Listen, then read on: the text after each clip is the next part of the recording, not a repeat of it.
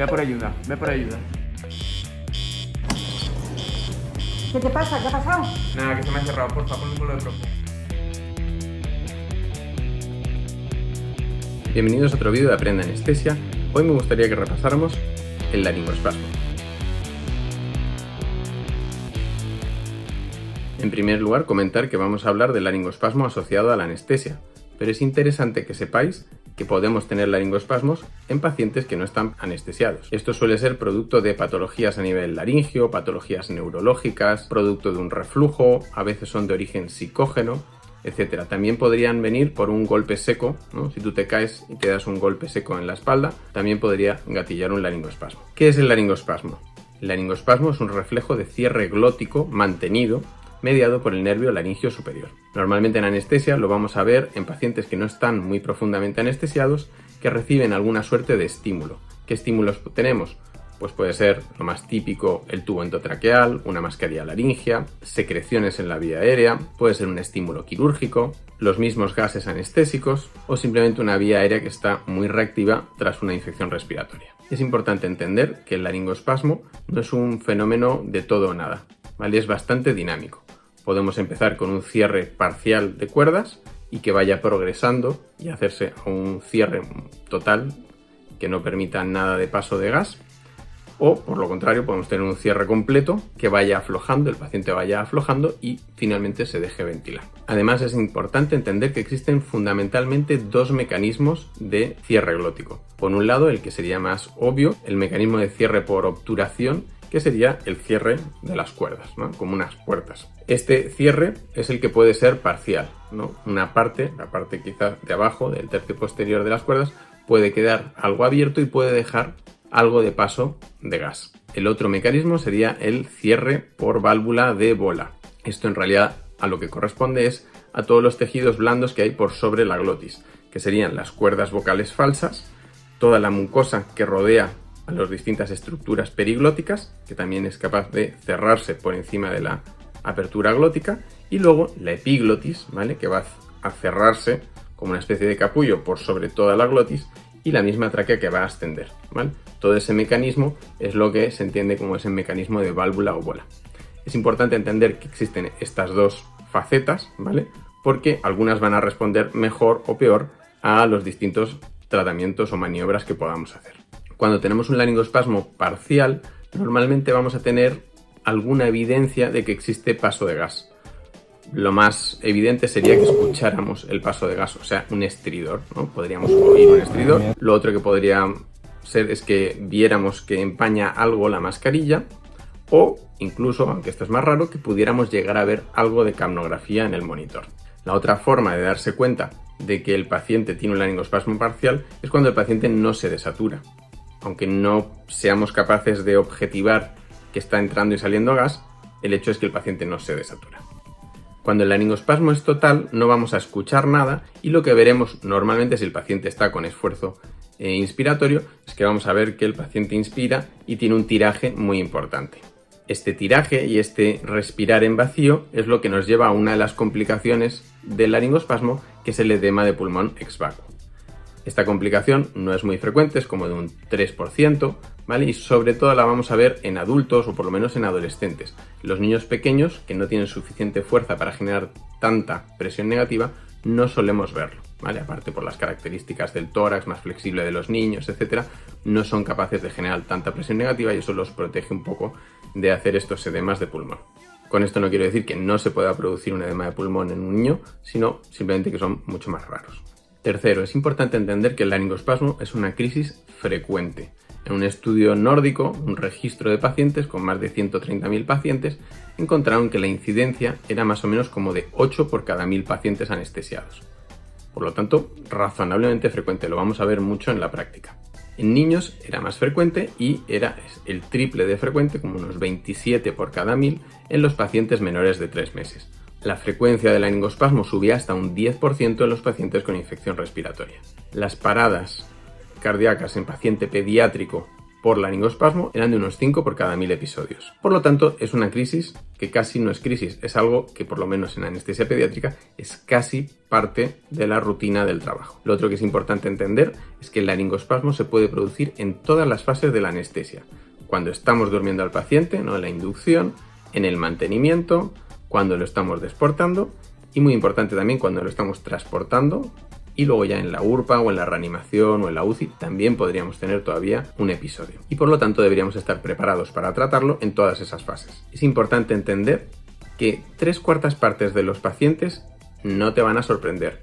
No van a ser casi ni una crisis. ¿Quiénes son estos pacientes? Pues normalmente van a ser los pacientes pediátricos en las fases de extubación, en que todos estamos esperando a ver si el paciente hace o no un laringoespasmo. El ejemplo típico es cuando extubas unas amígdalas de un paciente pediátrico. Todos, ¿no?, el cirujano, la enfermera, el auxiliar, tú mismo, tu residente, todos estamos esperando a ver qué pasa después de quitar el tubo, si el paciente va a hacer o no un laringoespasmo. Tienes todo preparado, tienes tus fármacos, tienes tu personal y por lo tanto realmente no es una crisis. ¿Qué pasa con el otro cuarto de los pacientes? Ese 25% de los pacientes es el que te va a sorprender. Y por eso, en esos casos es cuando más importante va a ser que tengas una serie de reflejos más o menos ensayados y una serie de estrategias pensadas o previsualizadas. ¿Quiénes son los pacientes que nos van a dar estos laringoespasmos que no esperamos tanto? Pues el primer grupo importante van a ser los adultos. No esperamos tanto un laringoespasmo, que además no se va a presentar tan claramente como un laringoespasmo, sino más bien como una obstrucción de vía aérea que no siempre vamos a tener claro que venga de un laringoespasmo de forma primaria. Otro laringoespasmo que te puede pillar con la guardia baja serían los laringoespasmos reflejos, lo que hemos comentado de que los estímulos quirúrgicos, dolorosos normalmente, pueden generar un reflejo de laringoespasmo. Esto normalmente se describe más típicamente pues en pacientes que se hacen procedimientos relativamente cortos, sencillos. Imaginaros un legrado, ¿no?, o un procedimiento ginecológico, un procedimiento proctológico, en que en algún momento hay un estímulo quirúrgico doloroso, el paciente está a lo mejor con una mascarilla facial o con una mascarilla laringea y de repente el paciente ¡pum!, se cierra y te da el susto. Otro tipo muy importante a tener en cuenta va a ser el paciente que regurgita, que vomita, ¿vale? Esto se puede presentar de forma muy evidente, pues que haya contenido o que se cierre de golpe, que se ponga a toser como un cosaco. Bueno, eso rápidamente te va a orientar a que el paciente pueda haber vomitado, esté aspirando, etc. Pero no siempre va a ser así. Puede ser que, ya sea porque el paciente está más profundo o porque el regurgitado no es tan significativo, pues puede que tengas un cierto laringoespasmo que te está produciendo un problema ventilatorio no total y que no sepas qué está pasando, que pienses que a lo mejor la mascarilla se te ha descolocado. Otra situación más rara es el paciente que se superficializa durante anestesia.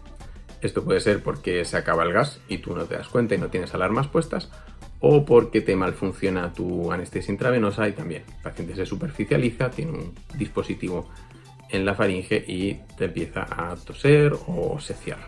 El último ejemplo que voy a mencionar me parece interesante porque además me ha pasado recientemente. Es el paciente que a lo mejor ha estado en espontánea durante toda la cirugía, le has retirado la mascarilla laringea, el paciente respira bien, está todo correcto y le dices a tu equipo, venga, nos vamos a la URPA.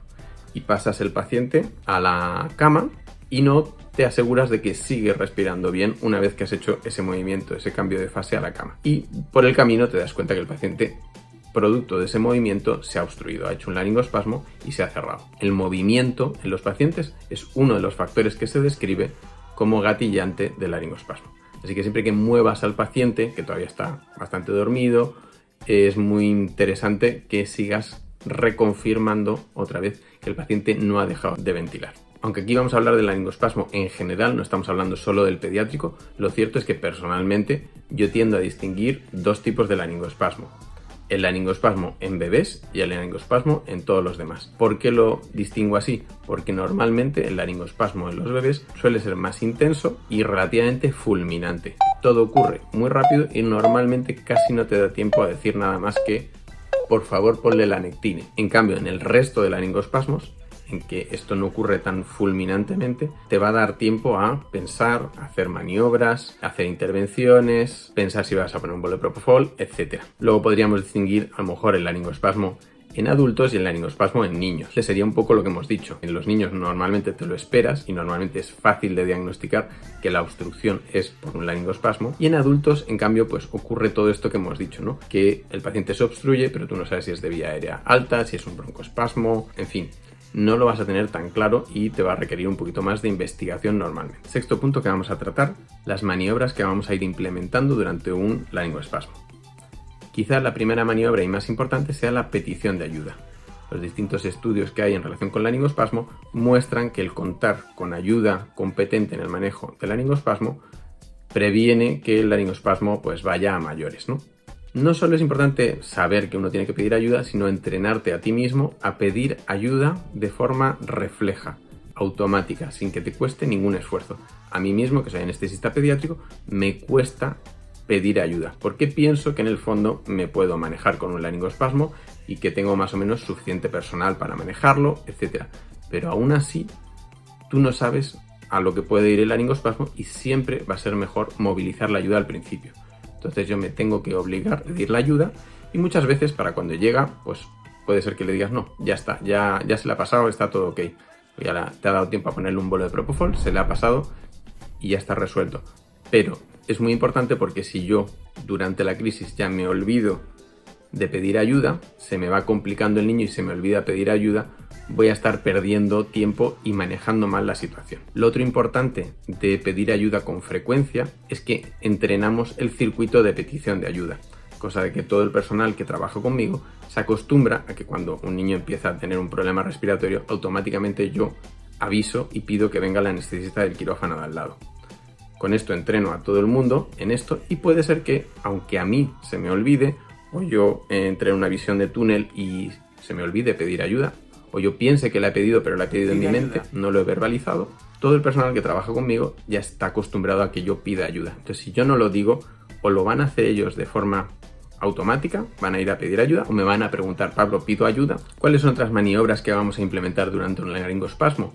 Bueno, hemos dicho que lo primero va a ser la petición de ayuda. Lo segundo, que nos va a salir de forma natural, probablemente es subir los flujos, ¿no? Dar una FiO2 alta. Vamos a hacer una ventilación con mascarilla facial normalmente con flujos altos, dando presión, CPAP, normalmente no hasta más de 30 centímetros de agua. Otra cosa que vamos a hacer, por ejemplo, si lo que ha pasado es que estamos con una mascarilla laringea, pues probablemente retiraríamos el dispositivo y empezaríamos desde ahí a manejar la vía aérea. Y aquí llegamos a lo que comentábamos inicialmente en relación con lo dinámico que es este reflejo y esa graduación que tenemos de un laringoespasmo que puede ser parcial hasta un laringoespasmo completo. Algunas de las maniobras, por ejemplo, la presión positiva que vamos a dar, la CPAP, pues en un laringoespasmo parcial en que todavía hay algo de paso, de posibilidad de paso de gas, pues esa presión positiva puede que ayude a abrir las cuerdas, ¿no? Y a mantener abierta la vía aérea.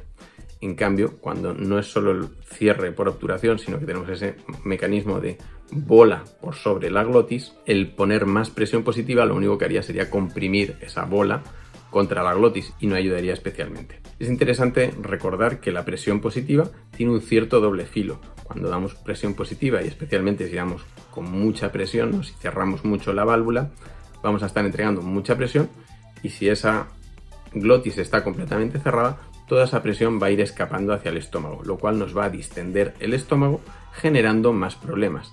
En los niños normalmente lo que nos va a producir es más dificultad respiratoria, más dificultad para ventilar. Otro de los problemas que podemos tener es que al llenar el estómago aumentamos la posibilidad de regurgitado. Por ejemplo, si el paciente ha deglutido sangre, pues tendríamos mayor probabilidad de regurgitar esa sangre. Otra de las maniobras que se suelen preconizar en el manejo del laringoespasmo sería la tracción mandibular máxima. Eso es lo de apretar aquí, ¿no?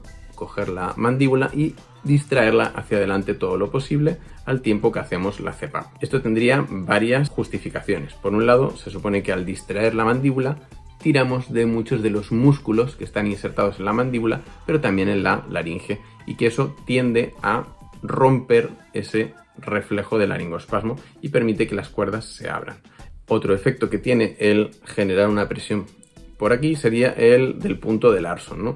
El punto de Larson, que estaría entre la apófisis mastoides y el ángulo de la rama de la mandíbula, se supone que al presionar ahí generarías también alguna suerte de estímulo que ayuda a romper el laringoespasmo. No está muy claro por qué funciona, si es solo el dolor o si se pueden generar inhibiciones a nivel nerviosa, pero es otra de las maniobras que podemos intentar. Es verdad que en un paciente adulto y también en los pediátricos, una de las maniobras posibles que podemos hacer es la de insertar un Guedel, ¿vale? Para tratar de descartar que la obstrucción no sea más alta y que no estemos confundiendo un laringoespasmo con una obstrucción, por ejemplo, por la lengua.